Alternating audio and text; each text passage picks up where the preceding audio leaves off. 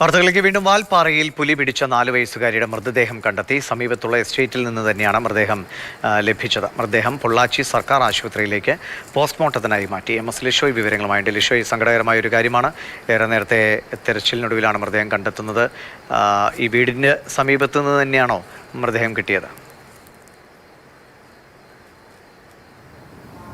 ദിവിഷ്, ഏറെ ദുഃഖകരമായ ഒരു വാർത്തയാണ് പങ്കുവയ്ക്കാനുള്ളത്. ആ കുഞ്ഞിൻ്റെ മൃതദേഹം ഏകദേശം 1 കിലോമീറ്റർ മാറിയുള്ള തോട്ടം മേഖലയിൽ നിന്ന് അല്പം മാറിയാണ് കണ്ടെത്തിയിരിക്കുന്നത്.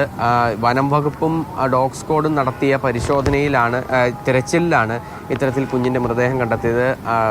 ഏറെ ദുഃഖം തോന്നുന്നതെന്ന് വെച്ചാൽ ഈ കുഞ്ഞിൻ്റെ മൃതദേഹം പുലി പാതി ഭക്ഷിച്ച നിലയിലായിരുന്നു. അത് അങ്ങനെ ആ രീതിക്കാണ് മൃതദേഹം കണ്ടെത്തിയത്.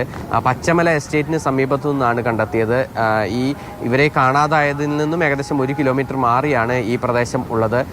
അവിടെ ഇന്ന് രാവിലെ മുതൽ തന്നെ ഈ പ്രദേശങ്ങളിൽ ആകമാനം എല്ലാവരും ചേർന്നുകൊണ്ടുള്ള ഒരു പരിശോധനയും തിരച്ചിലും ഒക്കെ തന്നെ നടത്തിയിരുന്നു. അതിൻ്റെ ഭാഗമായാണ് ഇപ്പോൾ മൃതദേഹം കണ്ടെത്തിയിരിക്കുന്നത്.